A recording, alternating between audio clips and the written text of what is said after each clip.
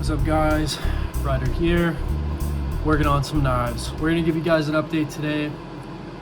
Been really trying to hustle these knives out. I got you on the drill press. What we're doing is we're reaming out these holes because they are just a little too tight on the pin.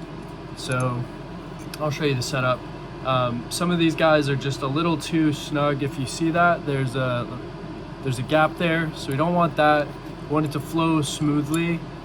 This is actually a little too big, oversized. I did that on accident with a couple. Should not affect the function. That's where I'm at with these, is it's all about function. If I can get them nice and tight like that, hopefully it's in frame. If I can get it nice and smooth like that, perfect. I bought a reamer, which is supposed to be like 1/100th of a thousandth bigger, and it did absolutely fuck all for what I'm working on. So I am having to do it manually with one of these little aluminum oxide bits, and I'm just kind of taking the drill press and going up and down on it. So we're gonna do that with you guys right behind the press. And yeah, it's been a long process. We're finishing up the jimping on these guys. I had to do that before I could send them off. So we are almost done and ready to send these off to heat treat. I got to do some deburring, and then we should be good to go. And I'm real excited. I got a fat stack of knives over here. Let me just show you. We got stacks and stacks of knives. So these will be exciting once they're off at heat treat. They're gonna come back to me, and we are gonna get grinding on them, and I can work on the rest of my projects while they are off. So I'm hoping that all goes well with that. Yeah, just a little check-in. We'll show you some clips of the setup. But for right now, I got this guy ready to rock and roll. All right, sorry about that, guys. Had to move you around a little bit just because we were a little too close for comfort. Double check, make sure I got the right one here. Let's get it go. Just one more.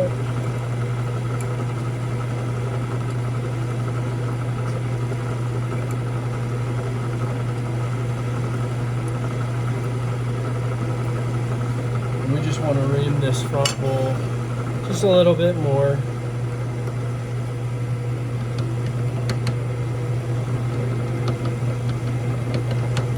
It's very meticulous work, and it's not something, you know, I've been doing this for probably between the jimping and this part, a couple hours, you know, doing, 20 different holes. I hit them with a reamer first just to give it that extra space, clean out some of the holes.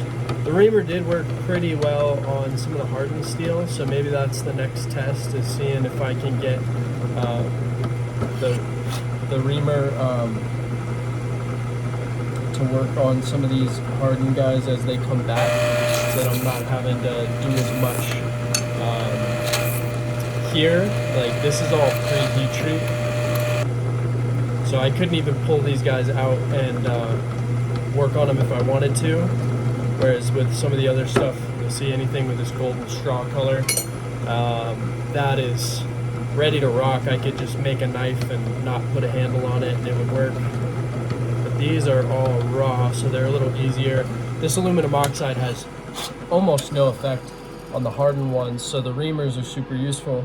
The other thing you got to consider is that steel is not as static. I know that we like to think of it as such, but it likes to fluctuate with the temperature.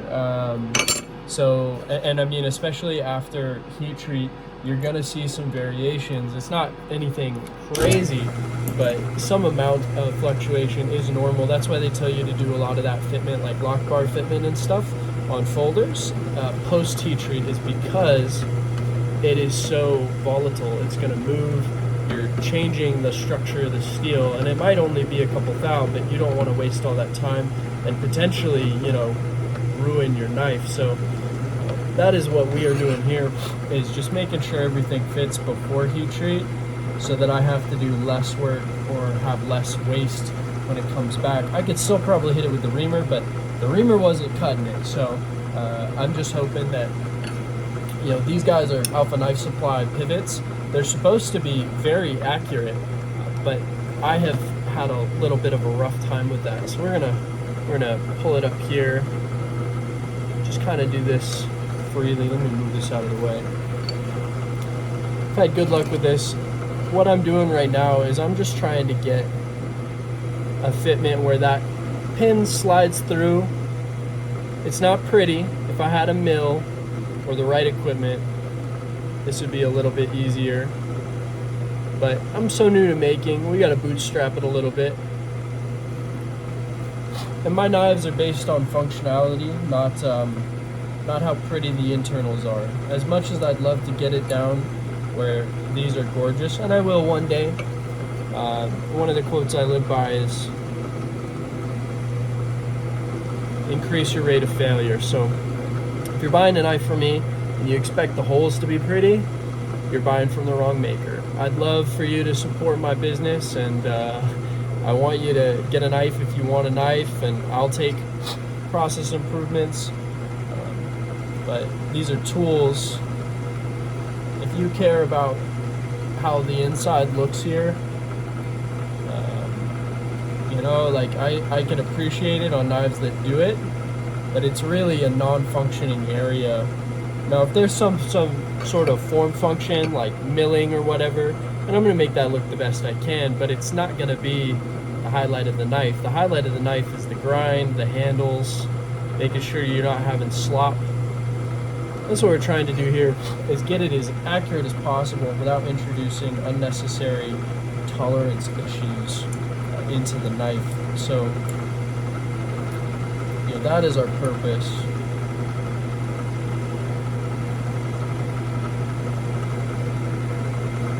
Just a little bit more I'm going to pull off.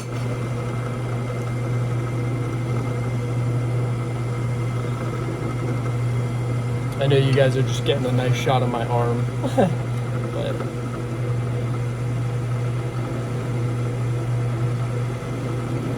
every knife, all 20 of those, had to go through this process. Some of them more than others. This one's taken just a little bit of time because I can't get it to sit flat. I think that's about proper. So nice and smooth, in and out. Probably do one more test before I finalize, but that is the process. I'm gonna deglove myself just slapping this. That is the process, guys. Hope you enjoyed it. I figured this out today, so I don't want to you know, make you guys think that this is the way it's always is, or this is the proper way. This is just how I figured out how to do everything so that I can make it work in the long run. I'm trying to get knives out the door and get better. I know that there's probably better equipment, but it's expensive. These reamers, each one of these guys was $50. So to buy this, to test it, and it doesn't work, you know, the advice that I've gotten is get reamers, but I figured, you know, I'm just a little bit off. Something's up, because these are supposed to be 0.187, and the reamer that I bought is 0.1871, and it didn't really make much of a difference. So either my hole is crooked, should be a mill problem. You got all these different variables, and you think like, oh, it's just drilling a hole.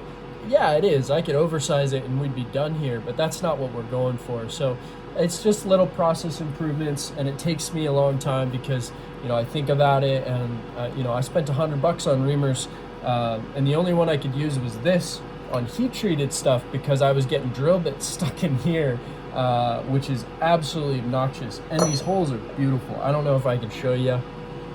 So this might be where we head in the future, just because that's such a clean hole. But the problem is I don't have any hardware that's this big.